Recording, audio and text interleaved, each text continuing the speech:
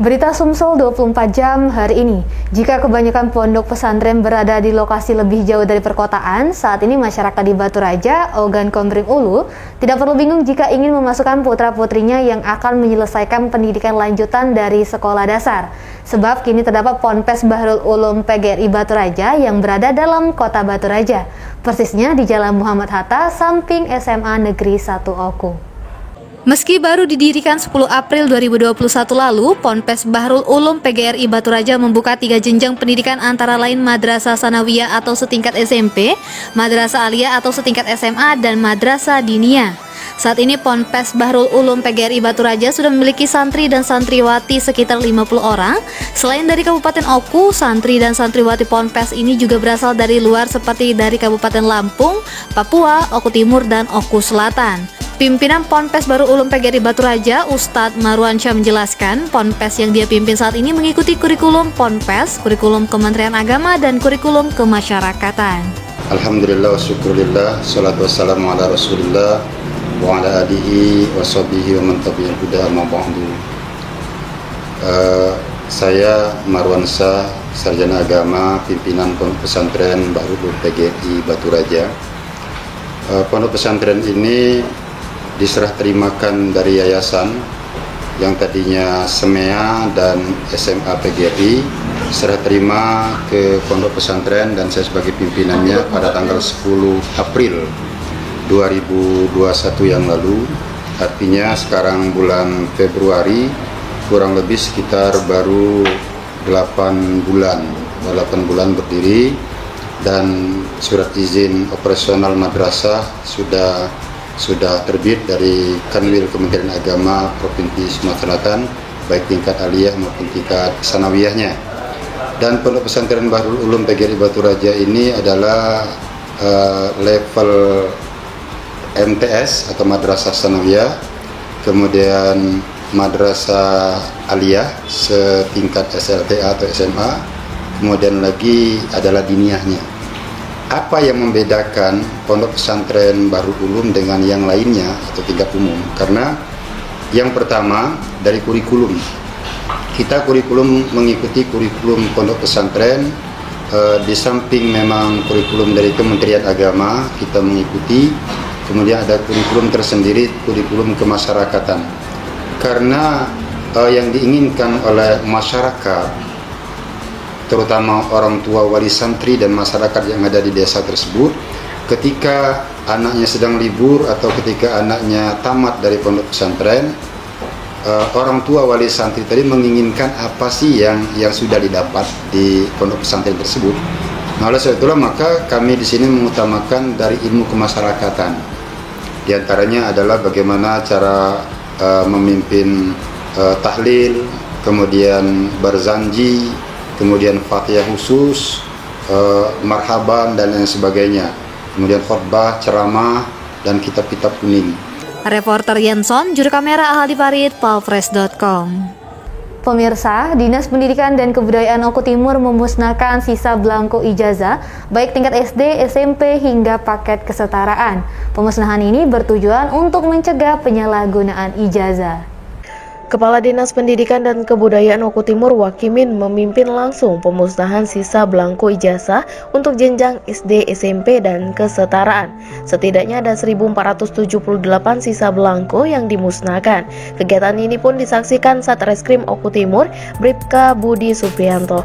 Kepala Disdikbud Oku Timur Wakimin mengatakan kegiatan pemusnahan ini sebagai mencegah adanya penyalahgunaan ijazah. Sementara itu Kapolres Oku Timur melalui Satreskrim Oku Timur, Bribka Budi Supriyanto mengapresiasi Disdikbud atas program pemusnahan sisa belangko ijazah tersebut. Menurut dia, kegiatan ini sangat membantu pihak kepolisian dalam mencegah terjadinya penyalahgunaan ijazah. Reporter dan juru kamera Arman Jaya, palfresh.com. Demi terciptanya ketertiban berlalu lintas di Kota Sekayu, Satlantas Polres Muba akan menerapkan tilang elektronik atau ETLE dengan memasang kamera pengintai untuk bukti pelanggaran yang dilakukan pengendara saat berlalu lintas. Ketertiban pengendara saat berlalu lintas akan lebih diperketat di Kota Sekayu, Musi Banyuasin demi memberikan rasa aman dan nyaman bagi pengendara. Satlantas Polres Musi Banyuasin akan menerapkan tilang elektronik. Rencananya, tilang elektronik akan diterapkan di jalan protokol Kota Sekayu, salah satunya di Simpang 4 Balai Agung. Di sana sudah terpasang kamera pengintai yang akan merekam pelanggaran yang dilakukan pengendara. Pelanggaran yang direkam seperti kelengkapan kendaraan seperti tidak menggunakan helm, melanggar marka jalan atau melawan arus, mengemudi ugal-ugalan, menggunakan HP atau merokok dan tidak memakai sabuk pengaman. Kasat Lantas Polres Muba AKP Sandi Putra menjelaskan kamera pengintai ini akan merekam dan mengidentifikasi nopol kendaraan atau wajah pengendara yang melanggar. Selanjutnya akan diproses sesuai jenis pelanggaran yang ada dan tersistem dalam database ruang traffic management center. Bukti rekaman pelanggaran akan diberikan petugas kepada si pelanggar sehingga tidak bisa mengelak dan diproses tilang untuk membayar denda pelanggaran. Berlaku di wilayah kita Musi Banyuasin ini adalah merupakan kabupaten pertama di wilayah Sumatera Selatan ini yang menerapkan ETLE. Untuk wilayahnya sendiri, wilayah hukum nanti rencana kita uji coba satu titik ETLE yang kita pusatkan di Simpang Balai Agung, dikarenakan itu adalah merupakan poros sentral perekonomian masyarakat dan perlewatan lintas jalur provinsi dan kabupaten. Kemudian apabila ETLE itu sudah berlaku, mohon maaf kepada seluruh lapisan masyarakat, tidak pandang bulu, mau polisi maupun yang lainnya, itu tetap akan kena tilang. Jadi tidak bisa dalam artian menghadap itu tidak bisa, Pak. Jadi ETLE ini seluruhnya secara nasional. Jadi sistem kita masuk ke secara nasional dan nanti bank datanya ada di sini dan berkoordinasi dengan Ditlantas dan Korlantas. Reporter dan juru kamera Firdaus, palpres.com. Berita terakhir Sumsel 24 jam hari ini. Cemburu dan sakit hati karena pacarnya selingkuh dan meminta putus, remaja 17 tahun mengancam pacarnya menyebarluaskan video asusilanya bersama sang kekasih ke sosial media. PR remaja yang dimaksud warga Kecamatan Rantau Panjang, Kabupaten Ogan Ilir. Selain mengancam, ia juga melakukan penganiayaan terhadap pacarnya yang masih berusia 15 tahun. Akibatnya PR harus berurusan dengan pihak kepolisian. Ngancamnya cak mana? Ngancamnya. Ngancam. Memang kamu itu berdua itu cewekan aku. Cewekan. Terus cewek itu galak kau ajak cewek itu, apa kau ancam? Enggak ancam Bela dewe. Berapa kali? 5 kali. 5 kali. Di mana we itu kejadian? Di rumah. Rumah siapa? Rumah kamu. Lah berapa tahun kamu cewek? 1 tahun lebih. Korban dianiaya pelaku di desanya. Korban mendapat tamparan di pipi kiri dan kanan, dicekik hingga terjatuh ke tanah yang membuat korban terluka. Merasa tidak senang, keluarga korban lantas melaporkan pelaku ke polisi. Polisi yang mendapat laporan pihak keluarga korban lantas mengamankan pelaku PR di rumahnya.